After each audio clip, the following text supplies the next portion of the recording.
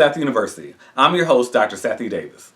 The aim of Seth University is to collapse the boundaries between the academy and the larger society. By focusing on Black queer life, the goal is to promote dialogue and critical liberation. If that sounds interesting to you, feel free to stay along for the ride. On today's episode of Shop Talk, we're talking to Dr. Blair Smith, a professor of education at University of Illinois Urbana-Champaign. Much of her research centers around Black girlhood and the ways in which Black girls and women create spaces in order to create community, survive, all that good stuff.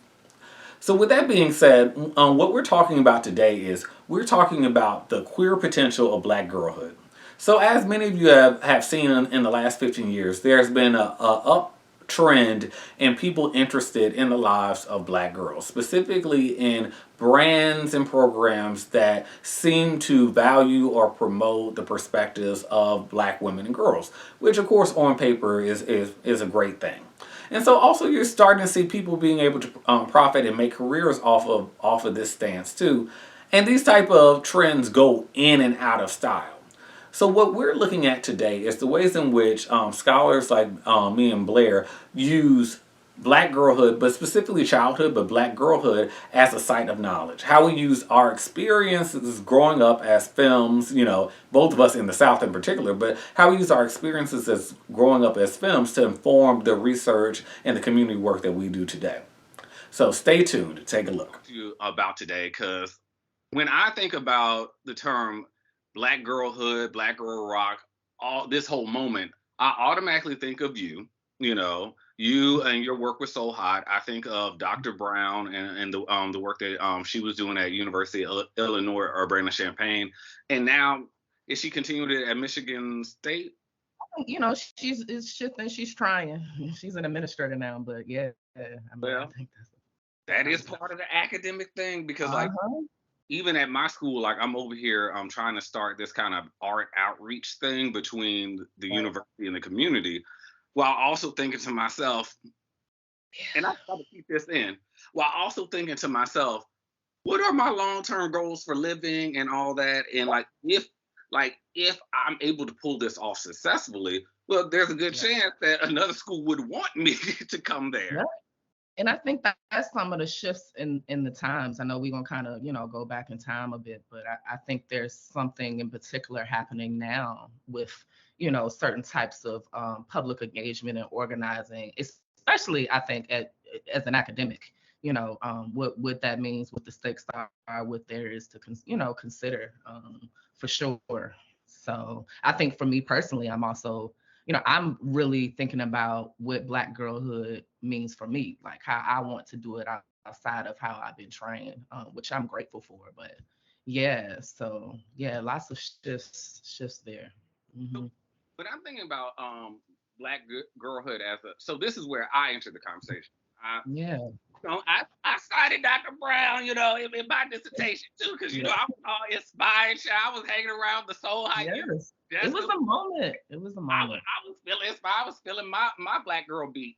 But part of the reason that I felt it connected with my research on Black queer people was being around you all and what you all were studying forced me to go back to 7, 8, 9-year-old Seth, which, keep in mind, I filmed this in my childhood bedroom now. So like even now I'm having one of these moments.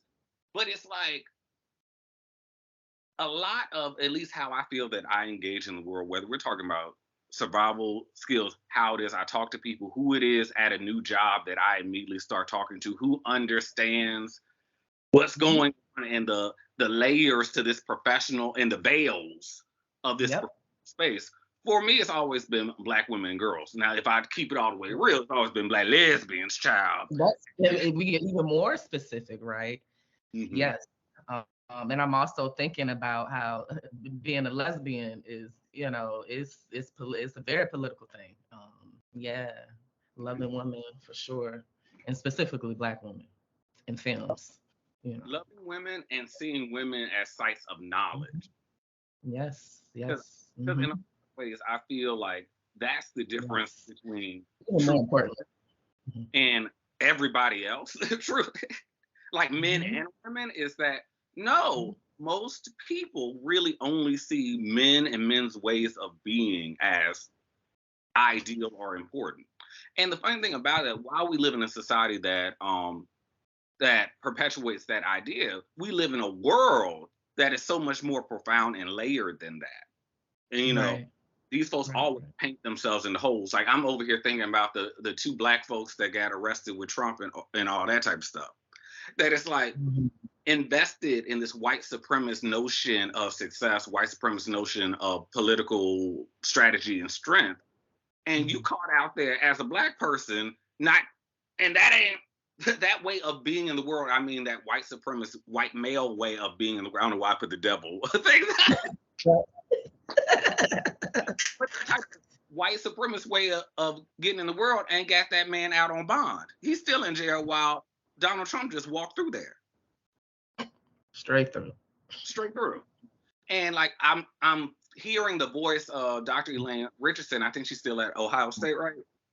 Yes. Saying, don't leave your street smarts in the street, Yeah. you know. And like I definitely had one of those moments last week when I proposed the moonlight screening, and one of my colleagues said, "Do you? I think you should post a warning with that." And I'm over here talking about what? And then finally, I'm the one who has to say it about the gay content, and she's like, "Well, because some people may be a little conservative or whatever." No, that is ridiculous and homophobic. And I'm glad that I didn't try to go back and forth and have this type of intellectual conversation with her. No, instead she Mhm. got clipped. And that's just what it was. And it was awkward in there, and that's what it is. And Mhm. I feel like it's been my experiences with black women that have really forced me to sometimes have to cut to the white meat of stuff Yeah. and acknowledge the reality of the situation that you're actually in and what it's designed Yeah. to do, you know. Absolutely. Absolutely. Hmm. So coming back, so what is so when I'm thinking about Soul Hot, I'm thinking about the after school program. So Yes. what was that? What's going on in those spaces? Yeah, that's a great question. And I feel like what I really love about Soul High too, because it's like, we have sessions that we do after school with girls. And I think, that has been really about, well, where are the girls already are? Like, where can we meet them? We know they're gonna be at school. How can we make space after school or at the library or doing a performance or open mic somewhere, locally, or, even going nationally, going other places and doing things. But those sessions are really intentional about ritual, really intentional about us being in our bodies, with each other together. So we start with a cipher, a circle where we engage in and dance together. I mean, I think that's a really intimate and homoerotic like space to be in with Black women and girls too. Like that's how it starts. And then a big part of it is like thinking about our lives, how we see the world, right? And you mentioned like seeing ourselves, right, as a site of knowledge together. Like that's what the sessions are really about. What can we create in this time? And how can we end that too by remembering people that may not be here, that we might want to be, we want to be known and remembered. So ritual is a big part of it. Being creative in critical ways too with each other about our lived experience is important.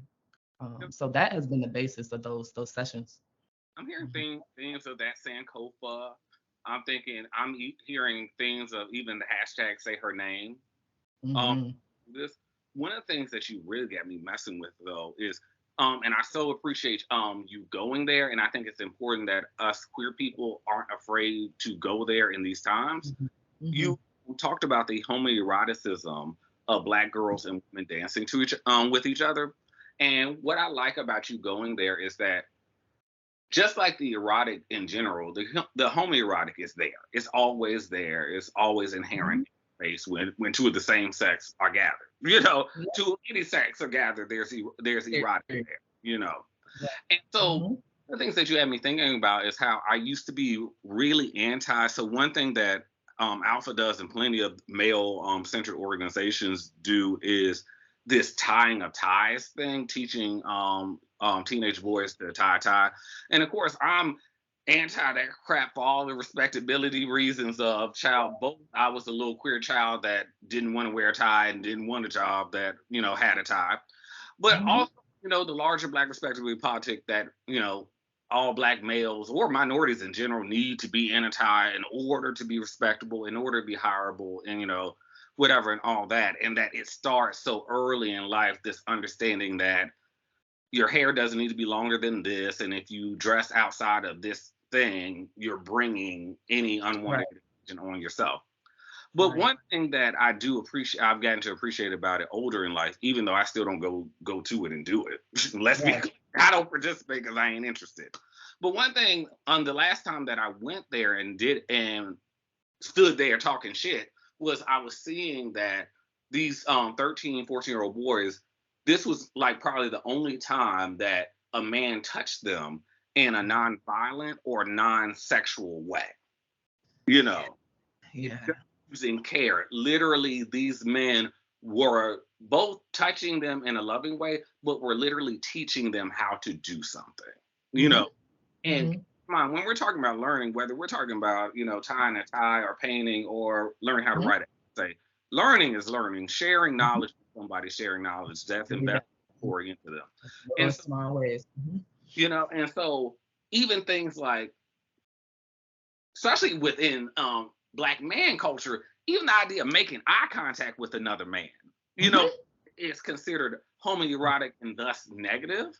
So, like, Yeah. in that moment where, because men were having to make eye contact with these boys. And I'm even thinking in my life with my own dad who was in my life, how often Mhm. we actually look in each other's eyes. How often did he actually put his hand on me in a way that he wasn't whooping my ass? Mhm. These, and I think that's one of the things that comes Mhm. out, or that Black girlhood has to teach everyone else. You know what I'm Yep. saying? Yep, yep. I mean, I think too, too, that makes me also just think about that moment too in the sessions too, where we starting with dance.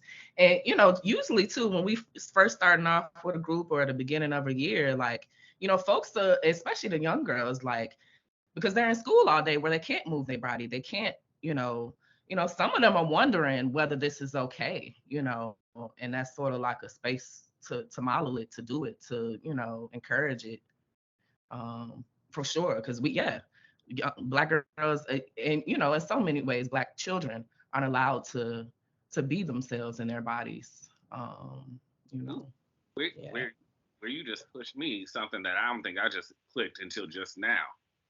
I probably wouldn't if I talked about my knowing myself as queer.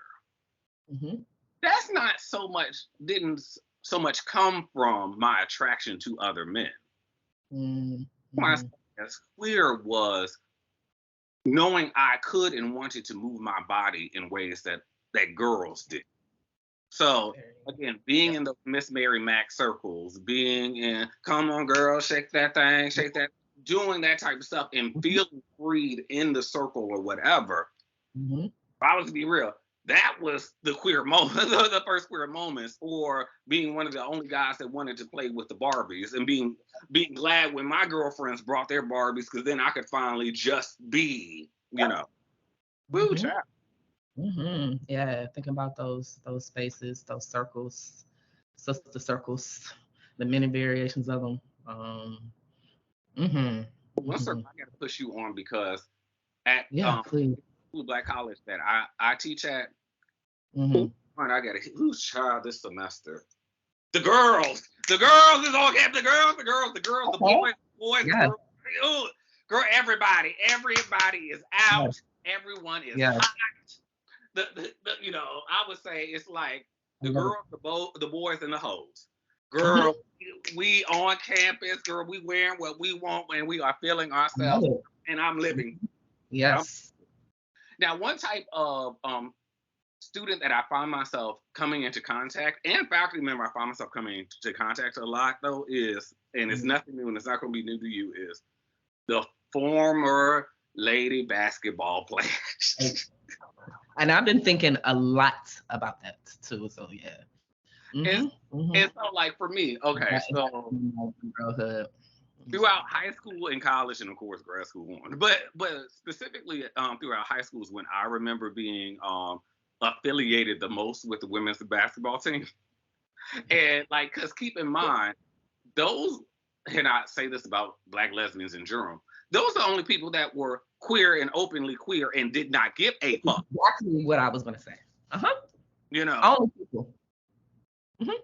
there were plenty of boys that you suspected or whatever. No, it was the basketball team that were lesbians, that were out. Yep. Just all the time. Yep. And so in a lot of ways, now we talk about different levels of Black girlhood intervention in my life. This is definitely a point where me being out is definitely tied to my relationship with my friend who were both on the women's basketball team. Now, how they identify today is a different conversation. So, but I'm things in anyway. But but it was that like a lot of me. And I feel like it was the people that was out too, and I feel like similar for you too. It was the people that could be anything else but a fucking dyke or a fag. Right. For the majority of the, you know. Because what you're also getting into is passing. The one provocative thing I always say about Black men in the South is, if you can pass, you gonna pass. Like ain't nobody electing to be seen as queer in the South. You could get that shit up. And so that's why I oftentimes feel like, damn, am I the only out gay man in Memphis? Like, everybody fucking niggas, but I must be the only out gay man in Memphis. But to that point, when I'm talking about queer activism, when I'm talking about the girls, when I'm talking about the work, the people that I have in mind, now, of course, I'm advocating for everyone theoretically, but the people I have in mind are the people who ain't passing. The queer people that have always been queer, always been read as queer through every time, through every space. There have always been masked women, femme, men, gender non. And that has come up as attention is so hot, you know. There has been some gender queer folks that come through and be like, ain't no queer people here. And I think there's something to be said about that. Because I would say during our day is when, that hit me. Wait, so when I'm saying our day, I mean college day. Yes. That's what I mean. Still in my day. Amen. Anyway, but in our college day, I would say that the provocative thing was seeing people that looked queer. It was. And so I feel like what's up now is looking queer, but tied to a political thing. Yeah. So like I saw a student on Friday walking around with it was the organization fair where, all the Greeks were in the student center or whatever. And one of the students, young trans man, I believe, had a trans flag around his back and would just walk around that student center. And I'm like, that would not have happened when we was in college. Yeah, there wasn't a trans flag when we were in college. No, I mean, which is the wild part. It wasn't even that we're because it's funny that you go there, because if we're talking about, like, I graduated from high school 06. When you graduate, 07? 07. Yeah. And so, like, with it, keep in mind, 08 is same-sex marriage legalization. Yep. And when we're talking about this trans representation and all that, we're talking about just the last 10 years, So that's been a dramatic change since we were in college, Right. Now, what I can acknowledge, gay straight alliance did exist during those days. I had HBCU. What that is, a couple of, maybe one or two Black lesbians and a white girl, that type of thing. That was not a thing when I was in high school. I don't gay straight nothing. In high school for us, it wasn't gay straight. There may have been a gay straight alliance before I got there, but what I was in those diversity organizations, That makes sense. I was always Bridge Builders, Peace Jam, whatever these things trying to bring, and really because faculty sees you as Black and gay and sees that you talk with white people, Black people, and whatever, and they basically have selected you to be in this shit. You don't realize it at the time, like, in retrospect, like, no, that's what happened. That makes a lot of sense. It's so interesting because I feel like my high school was sort of like a HBCU experience. Like, it's all Black. It's a city school. It's in the city. All my teachers went to HBCUs. All my coaches went to HBCUs. Yeah, it was like that, which is just interesting, to in the South too as well. Now, if I went to Cordova High now, that's what it is. Right. I mean, because that's what the counties are turning into, Mm-hmm. which is, interesting. Folks getting pushed out. Which is a whole different, baby. I bring you back and interview you to talk about, because honestly, let's talk about space just for a second. Let's do it. Because it's not like it's unrelated. Because when you guys created So Hot, or when you guys put on So Hot workshops or whatever, you're essentially trying to create a space for Black girls that don't exist. So that's right. Or recreate spaces that once existed. That's the way from programming them into a particular type of girl, or a particular type of Black person or being or girl, yeah.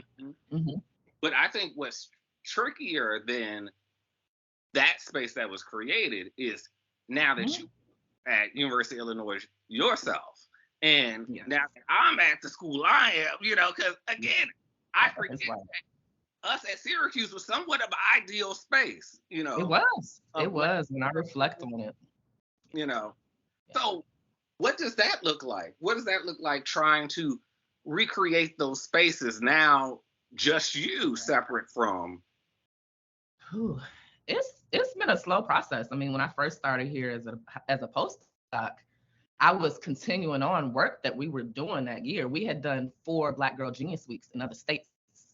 And my first semester as a postdoc was doing Black Girl Genius Week in Champaign, finishing out that year. So I kind of got, which I don't think is a bad thing, but I was kind of thrown into what I'd typically been doing. And so I think, once Dr. Brown left, and, I moved on to tenure track, that really gave me a lot of space to think about, okay, well, what does Blair want? And specifically, I had to really think about myself as a non-married Black queer person with no kids. There it is. So for me, that means really, which I think is the spirit of Black girlhood too. That's really, honoring myself as a person, as a scholar, as an artist, not burning myself out over doing all these programs. Yeah. And if and when, because I think, I'm definitely dreaming and thinking up like, well, what if I, am to make a space, what does that look like for me? It's going to be my thing. I think I also had to acknowledge that it's Dr. Brown's project. Like that's okay. It's her project and that's okay. And my point at this point is to dream it up in the ways that I want to do it. Even if that's just being my Black queer self on this campus and moving around as I need to and please, because I ain't got no kids. Right. I don't have no kids. You're also pushing a kind of queer understanding of professional life, or, both queer as in you are queer, but a different interpretation of the first thing that I need to do at a school is to start a project that mirrors one that can get me tenure, or that the school can get grants off of, and my name could be in the student newspaper, and I could post it on Facebook and LinkedIn. And we think about spaces and time, right? Dr. Brown started this in 2006. That was when we was in high school. You know what I'm saying? It's 2023. Like, it cannot look the same. It cannot function the same. It cannot, I mean, I'm even thinking about, a lot of the grants she got. I think it was a part of that moment, right? Of seeing and valuing, folks starting to value what Black girls think and do, I think it was a part of that moment. And I also think folks is starting not to care in a lot of ways. Can we talk about that moment real quick though? Okay. So it's like, I would say it's early 2000s. I can't tell you the year that Black Girl Rock started. That's one thing. I'm thinking, what else? It's Beyonce, it's Michelle Obama. Yep. It's a couple of things going on at this point. Like the 2010s, I feel like it started. Our grad school, really, when we started, the early 2010s. Yeah. Because I'm also thinking of writing our lives. I'm thinking of Lord. Because here's the thing. If I would have had one more thing to say right after that, I could have rolled with it. I really was just trying to roll. It was a moment. All of that was a moment, though, like for real. Because I would also say that it was in conversation with a larger queer representation too, that was going on, white queer, but that was going on at the same time as well. Right. I'm thinking Scandal, How to Get Away with Murder, Shonda Land more largely. Yes. Empire. Yeah, I was just about to say that. Yes. Cookie Lion. I'm thinking that. And I remember when that first came out too. That's when we was in Syracuse, and we would have a lot of chats about Empire and just Black queer folks showing up on TV in new ways. Mm-hmm. You called it too. Because to me, what's relevant for the people about Empire that I would like to point out is within the storyline, you're seeing Cookie Lions played by Taraji P. Henson coming out of prison. So keep in mind, this is at a time where the Ava DuVernay 13th documentary and this larger consciousness about the prison industrial complex is happening, but also this larger understanding that Black women are becoming the newer face of the prison industrial complex, getting locked up damn near more, I think more shit.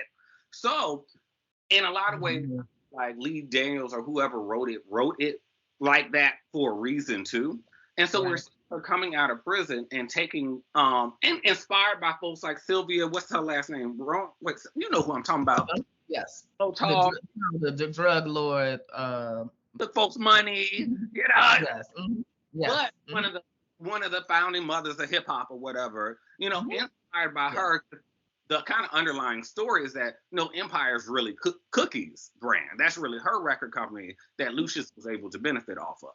Mm-hmm. So a lot of her coming back to the record company, throwing the shoe, telling off Lucius, telling off his light-skinned girlfriend, all of these things were kind of giving, I don't want to say giving voice, but saying what a lot of people wanted to say. Mm-hmm. Mm-hmm. Even the phrase "speaking back to power" started to get a lot of traction during this. It did. So there's this idea that there's this, because these are somewhat new consciousnesses for mainstream, that there's this idea that there's this mainstream way of thinking, and then there's other ways of thinking. That's relatively new. Now, don't get it twisted. Always knew that. Gay people always knew that. But mainstream culture did not. And media, no. Mm-mm. So it's that, but to me, it's also Scandal, but the critique of Scandal. Yeah. Her being so weak for this white man, and then we're talking about awkward Black girl coming into Insecure. All of that was kind of going on too. Yep. At the same time. To be real, this appreciation of the divas. All of that was to me, and then social media and the ways in which Black women were organizing via YouTube, and I'm thinking of these natural hair spaces. Come on, these were all the things that were going on. Yep. Mm-hmm. This larger scene. So because all these things were going on, they also started to be appropriated or commodified or whatever. Yep. Now, no shade to Beverly. What's her last name?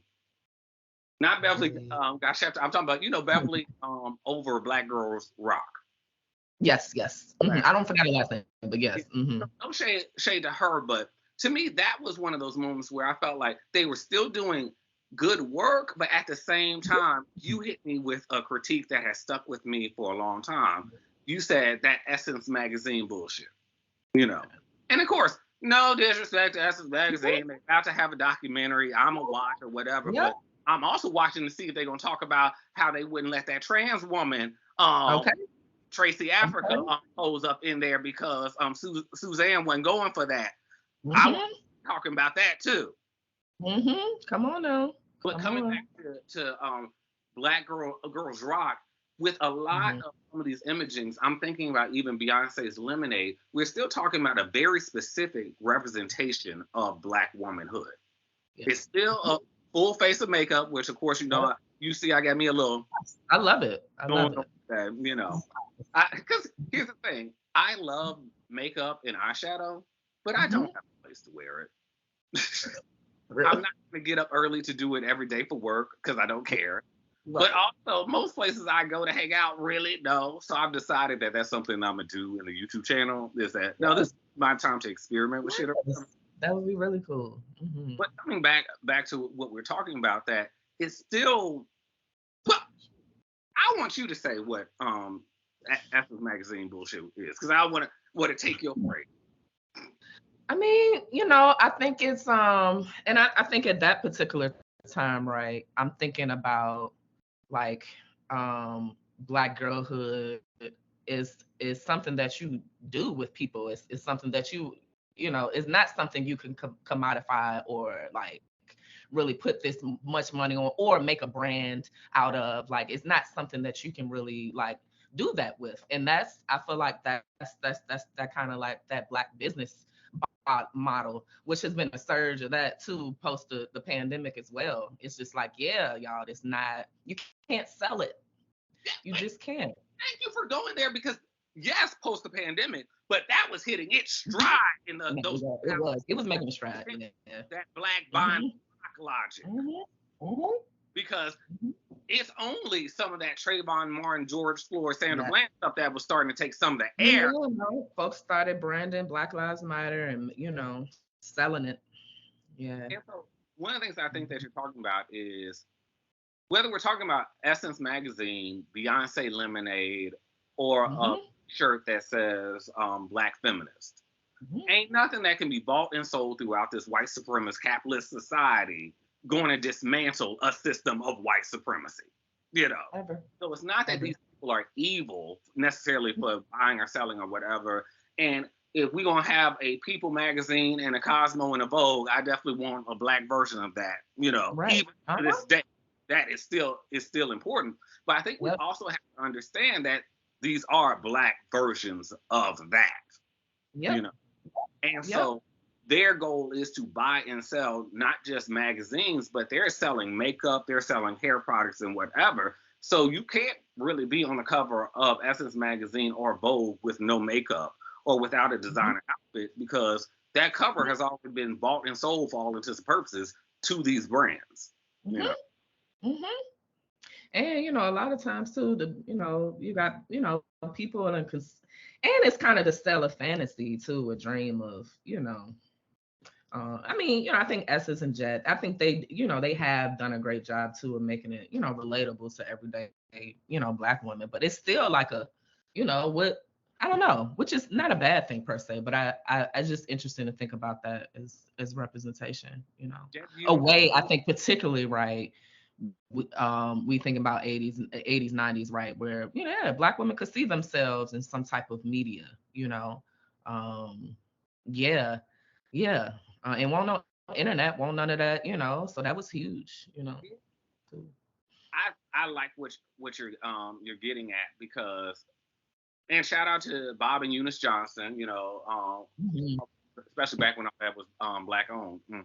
And Essence is Black owned again now, okay, that's something. But also the idea of Black owned as right. We gotta own something, so I'm glad you do. Yes. What you also had me thinking about in this makeup conversation is all of us talk about this period in the late 80s when we look at pictures of like Donna Summer, Michael Jackson, Diana Ross, where we're talking about that gray, chalky, casket sharp. Yes. Look, where these folks were some of the richest, most successful Black people of their time. And it's not that, because, okay, so what I've learned from watching like documentaries and people like Sam Fine, who's a famous makeup artist, is that when we're talking about old school folks like Aretha, Patti, and all that, they did their own makeup, That wasn't the big glam thing. And when we're talking about oftentimes our mamas and our aunts or whatever, maybe a little mascara and a little blush, maybe. Yeah. But it wasn't, maybe a little lipstick so you don't scare nobody at the grocery store. But it really, you won't. All of that, like, especially when we're talking about these YouTube streets of contour, highlights. It was, Like, keep in mind, I got 3 different colors on just to make this. Yeah. That really wasn't where that was. And so then when we're talking about in the 80s, we're really talking about these folks being exposed to some of the richest makeup artists or the bougiest best makeup artists who don't get shit for black skin. And at least when mom and them bought white makeup and just scraped some eyeshadow or something and made it and did it, they were doing it based on their skin that they knew, not on someone else's.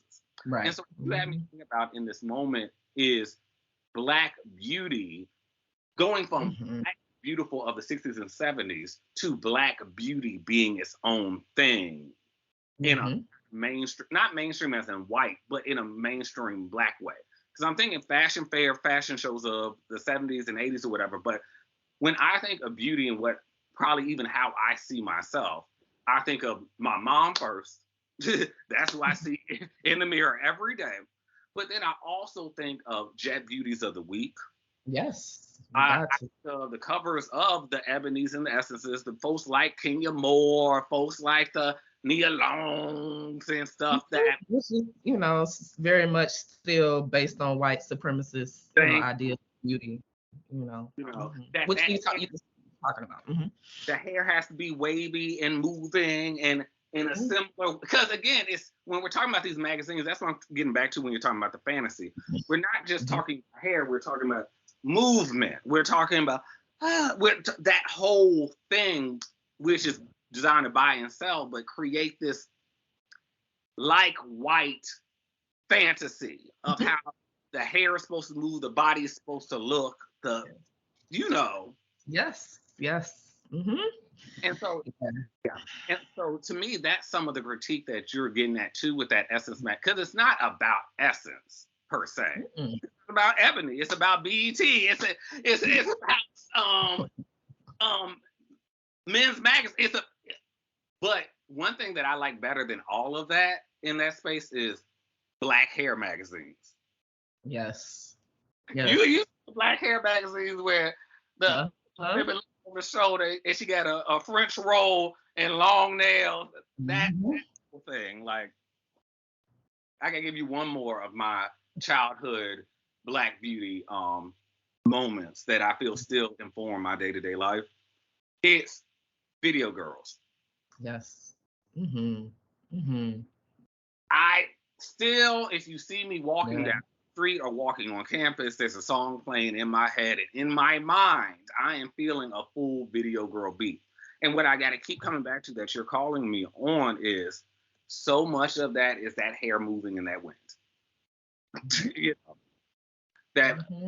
And I don't emphasize so much the ethnically ambiguous ones, because keep in mind, folks like Buffy the Body, I still, I feel like I know her. Brooke Bailey is another one. I'm like, these are chocolate drops that, like, I worship. Like, if I met them, I would probably do that when I met them, just because they're so beautiful. But for me, they're iconic. They're iconic of a time, a beauty standard, or whatever. But what I gotta come to you on is, and I was thinking of this morning, B2K. That B2K were the first men about my age I saw objectifying themselves. They weren't the first ones talking about sex, because any rapper was 15 talking about sex. But for the first ones trying to catch your eye that I ever seen. And so that, because like with Lil Bow Wow and Lil Romeo, I think part of me was still resentful. How dare you be a black boy out here making records and live your life while I'm stuck in 5th grade living at home with my parents. I hate you. I feel like B2K hit at a turning point probably about that 12, 13, where niggas started looking a little different to 11, 12, somewhere around there. And again, the way that they were oiled up, greased up. Yes.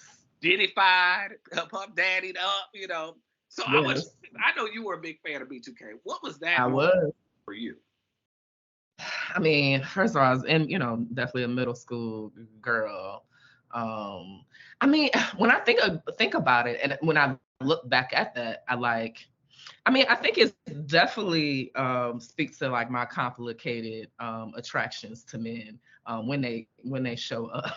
But I'm also, yeah, I'm like, they look like little lesbians. They do. I see it now. I can't not see it now. That's why even Bow Wow, I'm like, yeah, I like that man because he looked like a little lesbian. Like he looked like a dyke. Yes. They look like some dykes. Every single person from B2K looks like a separate type of lesbian. Mm-hmm. Mm-hmm. Mm-hmm. I would like to thank my friend Blair for donating her time and her knowledge and intelligence and her talent to this project. You know, again, she always says the things that that pushes my thinking and it makes me think a little bit more nuanced about larger topics, specifically talking about gender, sexuality, and race. And again, just being a black queer person surviving this larger white supremacist society, yada yada, all that good stuff. So with that being said, thanks again to Blair, and thank you guys for watching. So I hope you guys found something interesting and found something that you want to chew on that makes you think critically about your own childhood, or makes you think critically about black girls and black women as sites of knowledge. So again, thanks for watching today's episode of Shop Talk on Seth University. We'll talk to you soon. Bye.